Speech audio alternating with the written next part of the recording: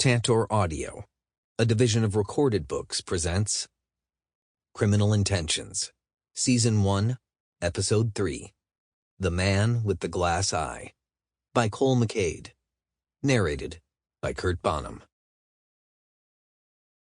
0. Trajectory. Declan Lutz counts his lifespan in 60-second sprints.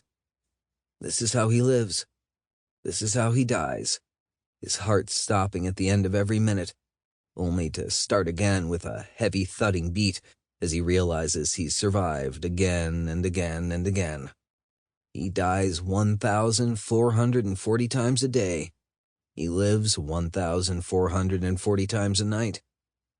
Yet now, as he presses his back against the dingy, dirty concrete wall of his apartment, he counts the seconds in time to his beating heart and ticks the minutes over into lifetime after lifetime, and wonders if tonight will be the night when the odometer reaches 60, and this time doesn't roll over to a fresh start at 0. His apartment is cold and smells like old fried noodles, and next door, flickers of light spill into the tiny windowless cubicle where he sits on a wire-frame bed and bear-stained mattress, clutching at his naked, sweaty feet and rocking back and forth. The light comes from a tiny hole in the wall.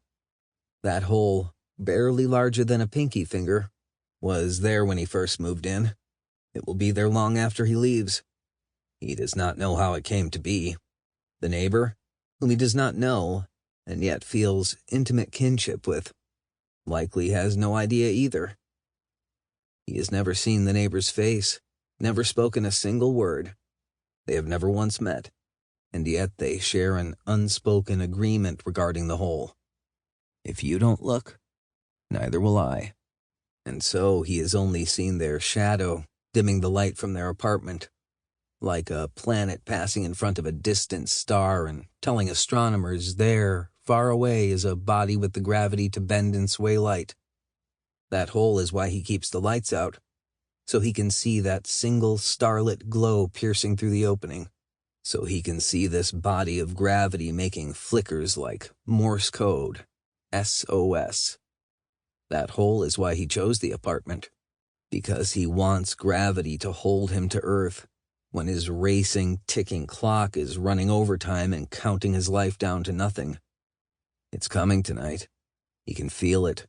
He can feel it the same way he feels the ache of withdrawal making his veins shrink down tight, like they're trying to strangle his blood and shrivel his meat, bind it up like a butcher's shank tied up in twine. He can feel it the same way he knows the feeling of first, second, third, fourth, fifth gear through his palms, vibrating through touch until he doesn't need to look to know how his every caress demands more and more speed. It's what he does. It's what he's good for. Other people handle the business. He just drives the car and counts his life in the clicks of safeties and the burn of the speedometer and the seconds of asphalt raging past. The pain is eating him, his heart throbbing. His clock is moving too fast. Too fast. His thump-thump. Like Jack Sparrow. Thump-thump. Churning and pumping and slamming around frantically. He clutches at his chest, smearing his loose stained shirt with the sweat of his palms. He read once somewhere that some doctors thought you only had a finite number of beats in your heart from the moment you were born, hard-coded in your genetics. When your heart rate accelerates, you're using up those beats, shortening your life. The straining organ in his chest is moving so fast he might only have a few more deaths and resurrections left. 1, 2, buckle my shoe, bam, pop, gone. Everything Declan is just gone in one last wild and frantic beat. His next heartbeat comes in a gunshot, the shatter-sharp sound of his doorframe rattling with a single harsh impact, and his heart ricocheting an echo. He jumps, curling both hands in the front of his shirt, pushing himself back against the headboard. His gaze fixes on the door. In the darkness, the door is nothing but the thin sliver of poison yellow light underneath, and the cleaner edges of the framing picked out by the illumination through the hole in the wall.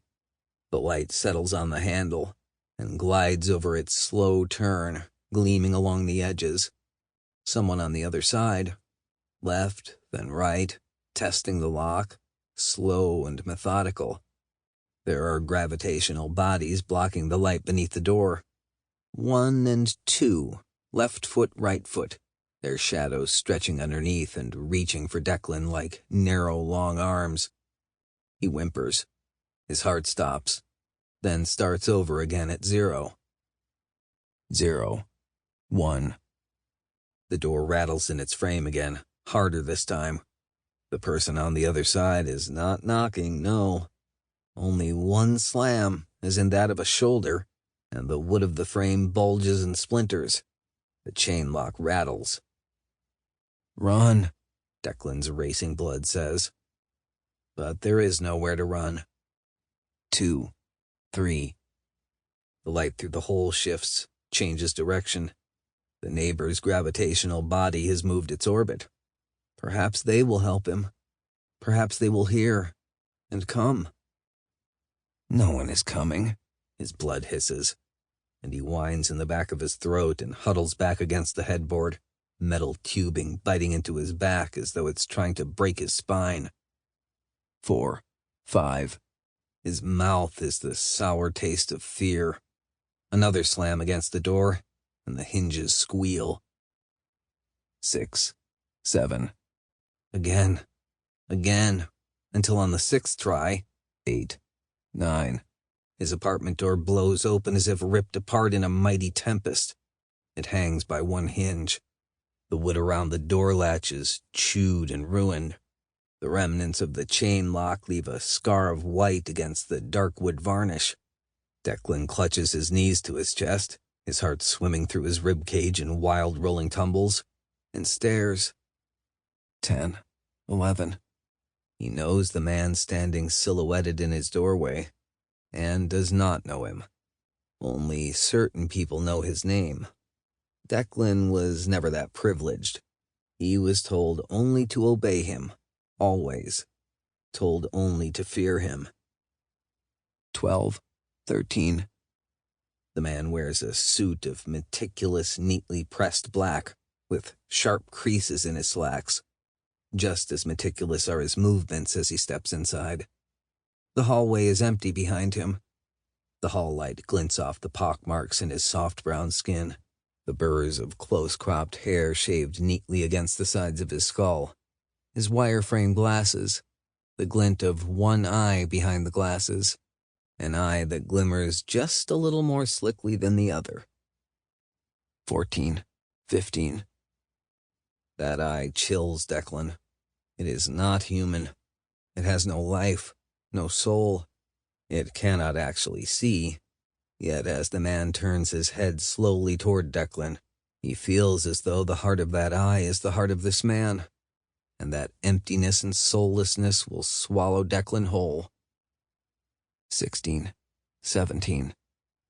The Beretta in the man's hand, silencer affixed. It is a cold statement of purpose without needing words, without needing threats. The man says nothing. He is expressionless, mild, as empty as that blank handcrafted eye. He knows why he is here. Declan knows why he is here. Little else matters. 18, 19. Declan shakes his head, whimpering. 20, 21. Please, man. Please, it doesn't have to be like this. The man steps forward. His movements are measured. He steps over the dirty clothing crumpled on the floor with an air of fastidiousness. Help! Declan wants to cry, but no one here will help him. If they would have come the moment the crash and rattle of the splintering door banged over the hall. They would have shifted their gravity, brought themselves into his orbit. 22, 23. The man lifts his Beretta, gestures it at Declan. Declan is shaking, but he understands the meaning. The floor. The man wants him on the floor. With clumsy movements, he slides off the bed. His bones are too loose, his joints held together with string, fraying strand by strand as fear rockets through him. 24, 25. The scarred, weathered floorboards bite into his knees. He feels inglorious in this moment, pathetic, staring down at his naked thighs, hairy and flabby and lean, protruding from his briefs. His cock is flaccid and shriveled with fear, just a little pouch against the cotton. 26, 27. He puts his hands behind his head without being told, fingers lacing together and tangled in his hair. He keeps his gaze turned downward. Looking at the floor is better than looking up into that glass eye, better than staring down the slim mouth of a silencer like some fancy pretty lady's elegant black cigarette holder. The man with the glass eye still has not said a word. 28, 29. "I'm not holding," Declan pleads, trying for reason. Just once, maybe if he could just be honest. "I swear I'm not holding. I delivered the last of it. I didn't use any either. There's nothing in me, I swear." 30, 31. The click of the safety calls him a liar. Whispers of the jitters shaking through his entire body, as if he isn't strung quivering tight with a terror that rocks him deeper than the withdrawals ever could. 32, 33. His 60-second life is more than half over. He swallows, licks his chapped lips. His eyes burn, stinging, the pale brown lumps of his legs turning blurry. "I swear to you, I'm done. I'm done. I just want out. I did the job and now it's over and I won't tell no one, I swear. I just want to be. 34, 35. He stares at his thighs, at the striations on his inner thighs, red spreading track marks that leave behind bruises and necrotic flesh, at the marks of 1,000 lifetimes lived craving every day, while that rot digs deeper. If he lives tonight, he will shoot up again. He will shoot up to forget, and tell himself the crash is worth it just to let go of the fear that will keep him looking over his shoulder for the rest of his many 60-second lives. 36, 37. He'll die curled up in a gutter with a rubber hose tied around his thigh, wasted and sniveling and begging for just one more hit. 38, 39. He can see it as clearly as if that glass eye is an oracle, a scrying crystal, showing him the future. He looks up then, past the vacant black stare of the silencer's mouth, and into the eyes of the man without a name, the man who is to be obeyed. In the glass eye, its color slightly off from its flesh counterpart, is nothing but the promise of a future Declan cannot escape. In the dark, tired eye that studies him, however, there is understanding. 40, 41. "Free," he whispers, eyes widening. His heart almost loses its count. Another lifespan is drawing near to a close. 42, 43. "You're here to grant my wish, aren't you?" Still the man says nothing, but the cool mouth of the silencer kisses Declan's brow almost gently. 44, 45. Declan smiles. It is a painful smile, as painful as the dark knife of acceptance cutting through his lungs and making it hard to breathe. He almost wishes the man would show some emotion, some warmth that says he understands that this is an act of compassion.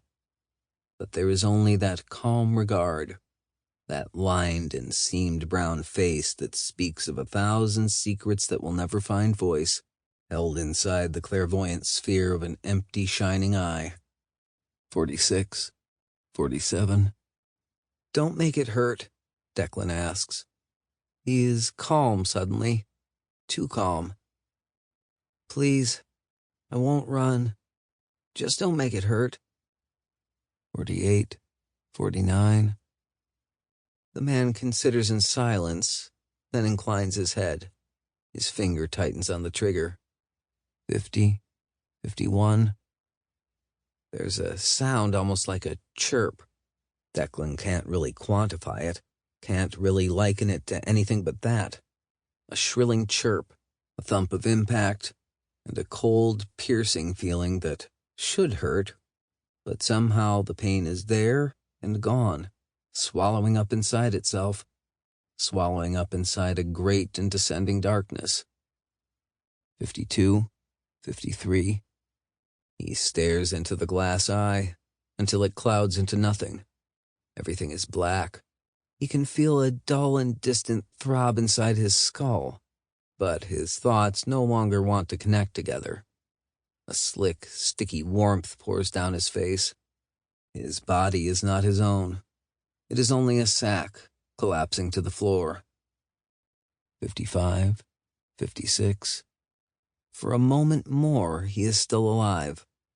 It is a strange feeling to be dying yet still alive.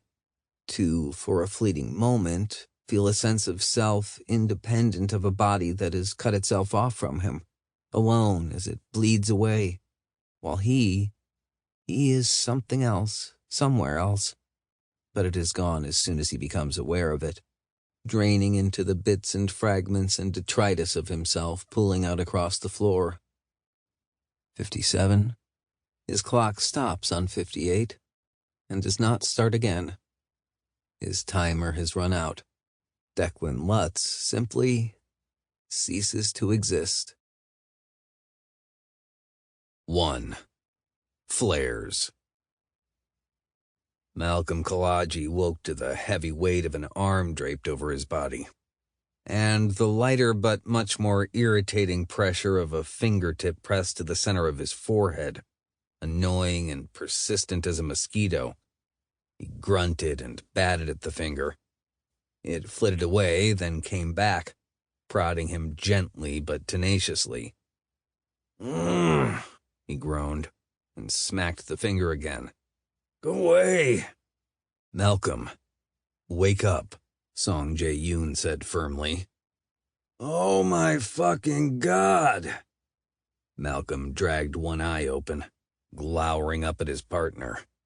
Seong-Jae stood over his bed, that fucking crow of a man leaning over him, watching him with curious and inscrutable black eyes, his wild shag of soft black hair slanting across his brow. Malcolm's fucking front door was open again, and this time he was pretty damned sure he'd locked it before tumbling into bed. Seong-Jae and those fucking lockpicks in his wallet, though. Those lockpicks in his wallet, and his complete lack of understanding of personal space, unless it applied to the invisible barrier enfolding him at all times. Malcolm growled, looking away from Seong-Jae and at the sleeping owner of the arm currently digging into his ribcage, a tall, stocky young man, with the build of a former college athlete just starting to let his metabolism slow down, with that sort of soft, puffy muscle that gave with pleasing smoothness to gripping hands and biting teeth. His velvety golden brown skin had its own subtle shine, as if he glowed from within, save for the bruise on his shoulder, dark purple with the clear marks of teeth.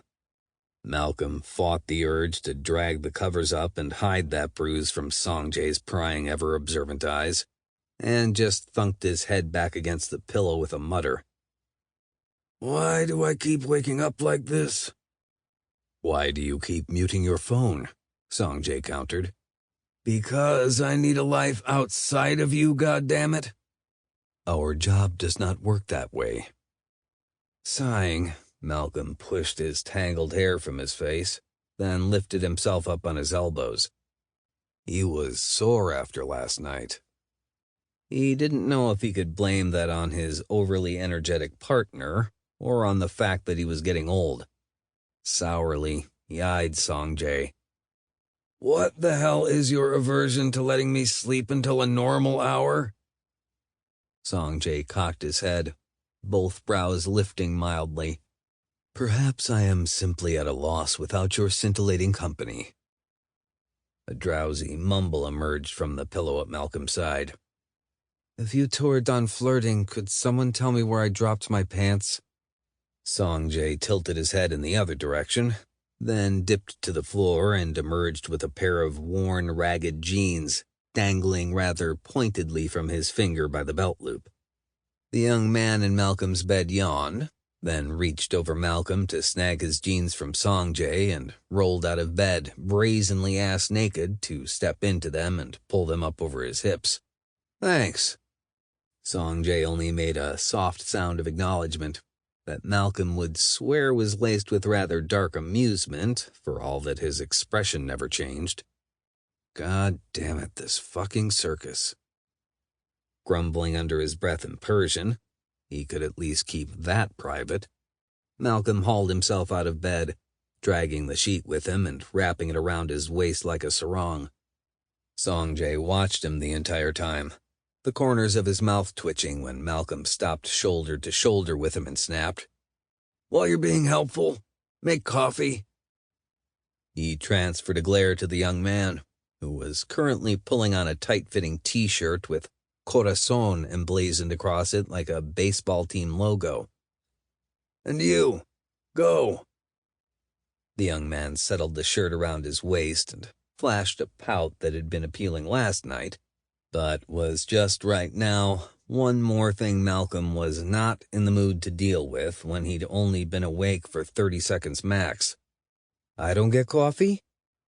Malcolm jerked his thumb at Seong-Jae, then angled around him to stalk toward the room divider screening off the bathroom. "Ask him. He's making it." The young man stared at Seong-Jae, a little wide-eyed. "Cool, who are you?" Malcolm ducked behind the bathroom screen, pulled the sheet off, and draped it over the top of the paneled wood. Seong-Jae held that icy silence of his for so long Malcolm thought he wouldn't answer, until he bit off, slowly and precisely, "Detective Lieutenant Seong-Jae Yoon of the BPD Homicide Division." The young man made a strangled sound. Malcolm peered over the top of the screen in time to watch him go pale, before he gulped and grabbed his shoes, hugging them to his chest and backing toward the door barefoot. I'll just go." 2 steps, a slamming door, and he was gone. Malcolm sighed, eyeing Seong-Jae. "You enjoyed that?" Seong-Jae only shrugged casually, his coat trailing behind him as he strode to the open-plan kitchen and began opening and closing cabinets, peering inside. "I plead the fifth." He unearthed 2 mugs, set them down on the counter, then pulled over the pattern-painted steel tin of coffee grounds, flipped it open, and peeked inside with distaste so subtly veiled that Malcolm thought anyone who didn't know him wouldn't have noticed. Seong-Jae sniffed, then wrinkled his nose and recoiled slightly, picking out a scoop of coffee with his fingertips, as if afraid it would contaminate him somehow. "Did this one have a name?" he mocked coolly. "They never do," Malcolm answered, and flicked the shower on before stepping into the steaming hot spray pouring into the clawfoot tub. "Did you pick my front door lock, Seong-Jae?" The sounds of Seong-Jae filling and starting the coffee maker drifted through the apartment. "Why would I do that?" "I don't know. Because you're a sadistic bastard?" "You say that as if I had any way of knowing the state I would find you in." Snorting, Malcolm braced his hands against the concrete wall supporting the shower head and leaned forward to let the soothing, burning hot droplets pour over him, soaking his hair and slicking it to his skull. "I think you had some idea." "You do have certain patterns."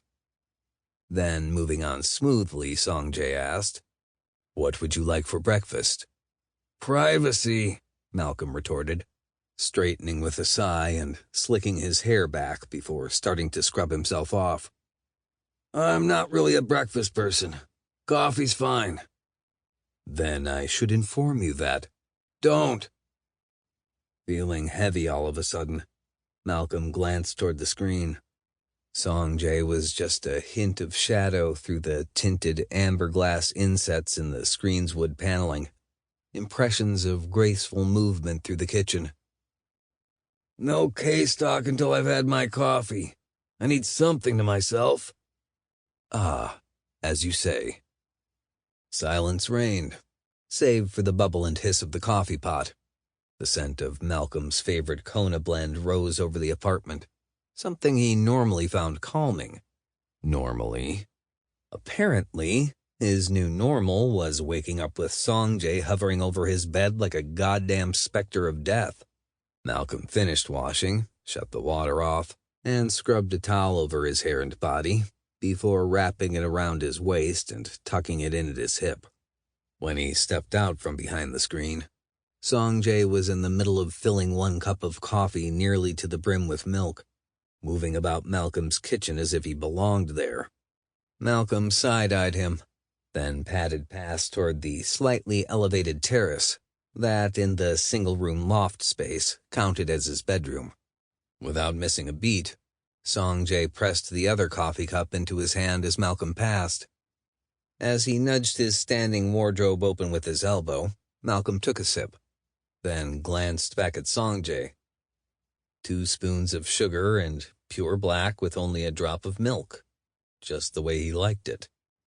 It made him feel odd for some reason.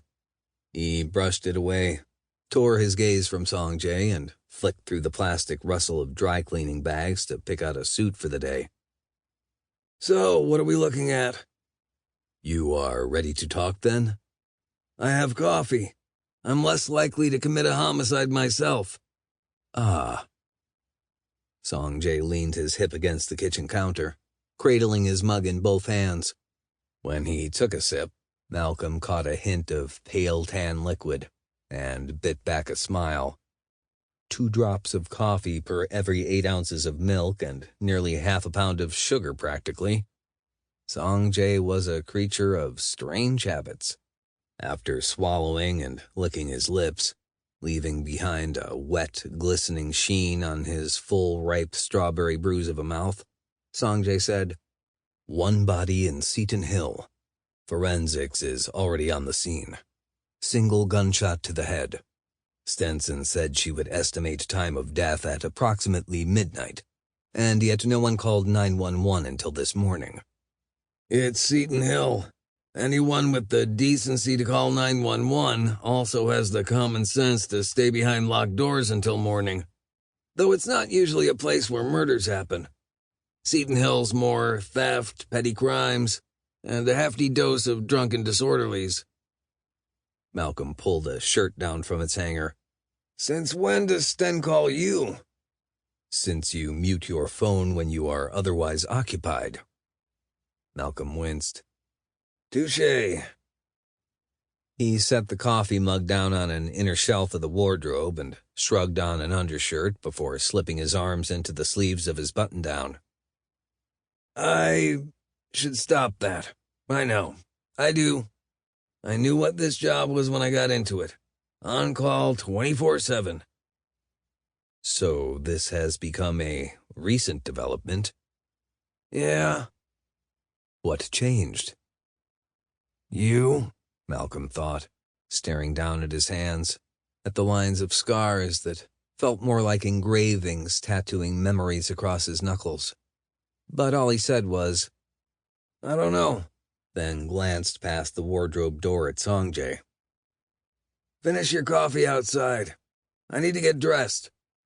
Malcolm expected a coolly flippant response, something sardonic and dry and emotionless, such as, "You do not have any anatomy I have not seen or do not possess, Malcolm," or, "You still do not strike me as someone who is shy," or even a barbed, "Ah, so you only allow strangers to see you nude." But that would require Seong-Jae giving a damn about who he slept with, instead of looking at him with an indifferent blank detachment that told Malcolm everything and yet nothing at all. God damn it. He couldn't still be hung up on this. But he was almost grateful when Seong-Jae didn't say a thing. He only lifted his mug in a mocking salute that might as well have been an "as you say," spoken in body language and silence, before turning and walking from the apartment. Seong-Jae drank his coffee-tinged sugared milk on the landing outside Malcolm's apartment, and tried to smooth his hackles back into place. They should not be ruffled in the first place. Sample complete. Ready to continue?